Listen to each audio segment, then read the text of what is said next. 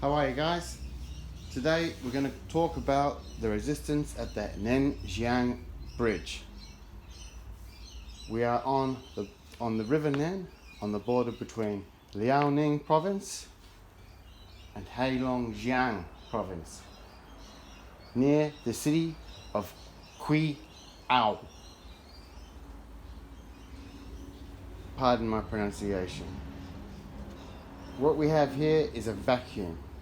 The Northeastern Army, under the Marshals and Chiang's order, has withdrawn, offering no resistance to the Japanese. This has left a vacuum in the rear, which local governors or mayors or bandits, a various strata of armed men or men with armed men behind them, have struck deals to become. It is very complicated. After a long series of complicated political maneuvering in the Manchurian provinces that have not been occupied by the Japanese yet, in the province of Heilongjiang, Zhanshan has been appointed governor. There has been fighting to establish him there, and a lot of the fighting some of the fighting has resulted in damage to the Nen River Railroad Bridge.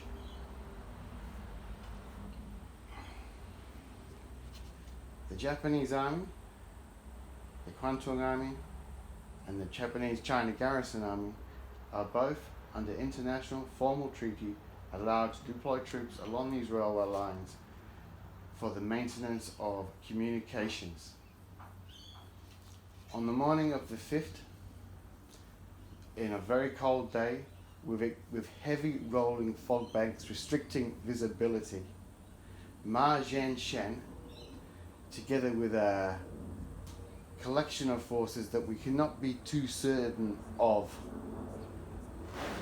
their organization or their strength, because information is varied and contradictory. If we look at Ma Zhanshan as governor of Heilongjiang province, directly under his command would have been a police force. And most sources agree that there were police units here defending this bridge. Other sources would say that some of the men defending this bridge are city militia. And remember, all of these branches of service have just been taking part in internecine struggles with each other for control of local fiefdoms or in preparation of getting a good deal under the advancing Japanese army. So we find ourselves on the River Nen. Ma Zhanshan, governor of Heilongjiang province, has decided to ignore Chiang's order and resist. And he will resist the Kwantung Army in a series of events that are once again called incidents. The Japanese send one company of engineers to the bridge to repair the bridge. There's an exchange of shots. Both sides obviously deny having shot first. The Japanese are then reinforced by 2 infantry companies, and the assault begins in order to fix the bridge under fire and advance, secure the bridge, and drive off Ma Zhanshan's forces. Ma Zhanshan's forces at this point are should be considered renegade forces of a provincial governor disobeying orders. But this day will see the rise of the anti-Japanese volunteer armies. And they are a fascinating story. And I don't want to get into them because it's just far too complex. But this is where the inspiration for Chinese citizens to ignore their government orders, ex-Chinese soldiers, whole formations of Chinese. When we look at the Northeast Army, there are many men that will join the anti-Japanese volunteer armies, but there are many men under commanders who will just stay and do a deal with the Japanese and become the Manchu Koan army. So this is a battle that takes place in rolling fog, poor visibility, there's frost on the ground, and it's very cold. There are some reports that say that present at this battle, this confrontation, as I said, in Chinese history this is called resistance at Ningjiang Bridge. Some reports say that the 10th Artillery Regiment was present. Now, when I say some, there's 2 reports out of, say, 10 that I've read that talk about the 10th Artillery Regiment of the Northeastern Army. But I doubt it very much. And as far as that goes, it could even be that the artillery referred to could be wall rifles, which are a whole category of subject all to itself. It's a muzzleloader about 14 foot long. So the game will involve the dice possibility of some support, and for that I went for a Hotchkiss 25mm auto cannon. The reason I went for this weapon is it wouldn't have been found in government arsenals, but this is a provincial militia arsenal, so something like that could have been retired to the arsenal, with a couple of hundred rounds, that's it. Because just about every type of automatic weapon developed between 1890 and 1939 ended up in service with China, especially in the 20-25mm bracket. It's amazing. So in rolling fog, the Japanese have to attempt to repair the bridge, secure the bridge, and drive off Ma Zhanshan's army. After this battle, Ma Zhanshan's forces will be referred to as the Northeastern Anti-Japanese Salvation Army. And that will just be one of the armies that will all be put under the label Anti-Japanese Volunteer Armies.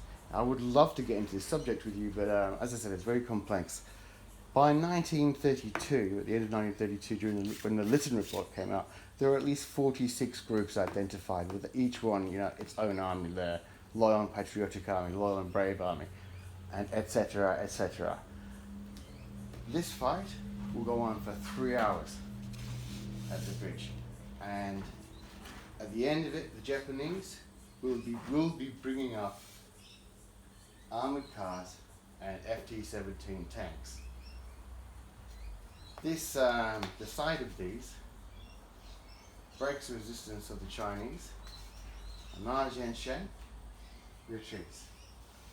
But he's back within less than 2 hours with reinforcements. At this stand, he's probably got about 1,200 men. He's going to come back with about 2,500 to 3,000 men to counterattack on this bridge. The counterattack is repulsed, and Ma Zhanshan will retreat. And on the 15th of November, we'll find him at Zhinshan, surrounded by the Japanese army, having lost about 800 men. He's down about 1,500 men, and in a siege that lasts 2 days, in temperatures of minus 37 degrees, in blinding snow blizzards, the assault on Zhinshan continues, and it falls after 2 days. Ma Zhanshan escapes.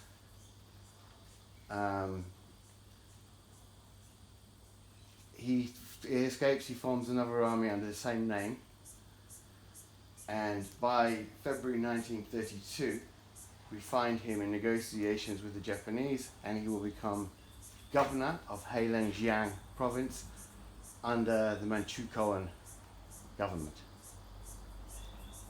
But that's not the end of Ma Zhanshan, because when the Japanese invade the province of Rihe and Jehol, he again will fight against them with his army and with weapons and guns supplied by the Japanese. So this is a very interesting battle. It's very symbolic. I could go on about the repercussions of this battle for a long time, because this battle demonstrates everything that Japanese believe in, i.e. that the willingness to sacrifice and spirit of strength will overcome material, have been outnumbered materially, and this battle is proven wrong. The Chinese are willing to die. They will fight hand to hand on the bridge. And if the Japanese took any lessons from this, they should have been, well, it doesn't matter how brave you are. If the enemy outguns you and is better trained and has more support, he will win. But of course the Japanese never learnt these lessons in China, which we can all thank God for. So basically that's it. We'll have this battle, he'll retreat to Titseha. When it comes to the arms, when it comes to the armament of these forces, it's anyone's guess. Look, in the early days of the anti-Japanese volunteer armies, you're probably looking at a lot of former Northeastern Army equipment.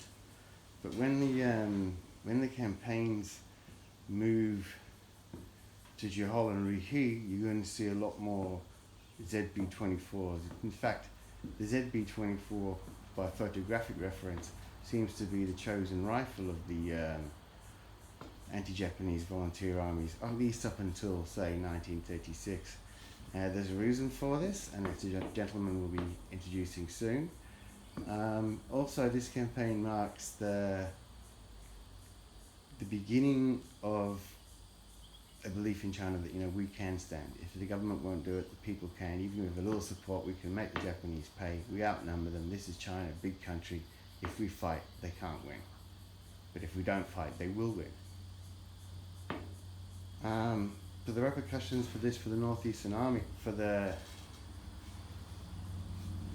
forces involved, were that many of these forces will end up eventually serving the Manchukuo forces, and even then they might serve again in anti-Japanese volunteer armies. You're talking about very fluid armies that are trying to survive.